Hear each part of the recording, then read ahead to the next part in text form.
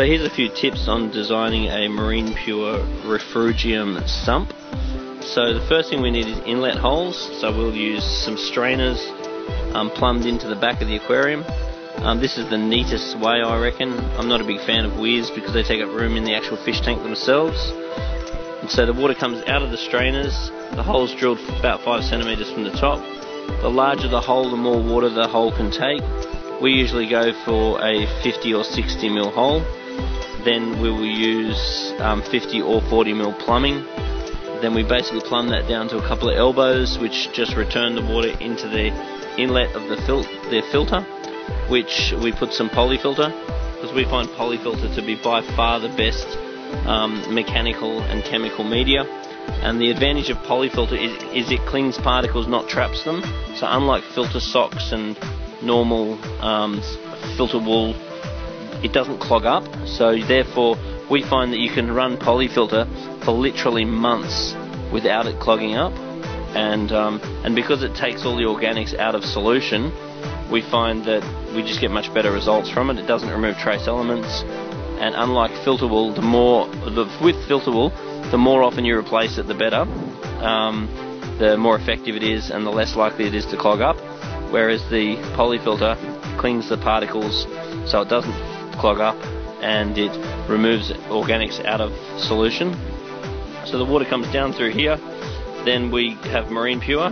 So the marine pure is literally just sitting in the bottom of the sump, and the water needs to be able to freely move around the sump, around the marine pure, because the bacteria on the outside of the marine pure needs to absorb the nutrients. So ammonia, then into nitrite, then into nitrate, and then nitrate gets broken down into nitrogen gas. And it must be passive, it mustn't be forcing the water through it, so you can form the anaerobic zones that are inside. So marine pure comes in blocks. You just throw the block in the bottom. Then we'll just have a return pump. The return pump will shoot the water back up into the top of the aquarium again. And we're making sure that where we're returning the water, we're trying to get as much surface agitation as possible and as much gas exchange as we can. So for a typical system, we'll usually have 2 inlets, 2 outlets, 2 bits of polyfilter, 2 marine pures. You can put the heater down there as well. And then the other thing to know if you're setting a system up is to make sure that you fill the aquarium up so there's a bit of water going down to the sump. Then stop filling the aquarium up and fill the sump up to near the top. Then turn your pumps on, and that's going to pump the water from the bottom to the top, and that's going to make your water level in the sump decrease. When the water level in the sump decreases, you then mark it. For example, let's say the water level's there, and you write on.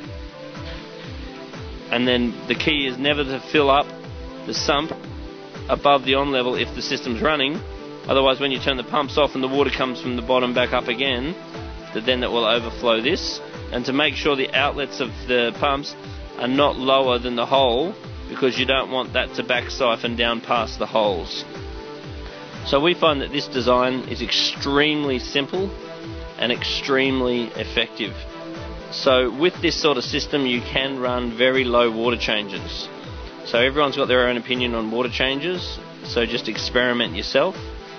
But if you were busy or you just didn't have time to do regular water changes, we find that these systems work extremely well, because you've got the polyfilter exporting any sort of accumulants out of the aquarium.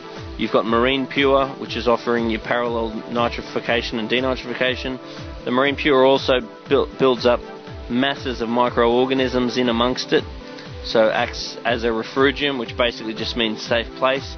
The other thing that we do tend to run with this system is a protein skimmer, and so if you're going to run a protein skimmer, there's always plenty of room in this sump.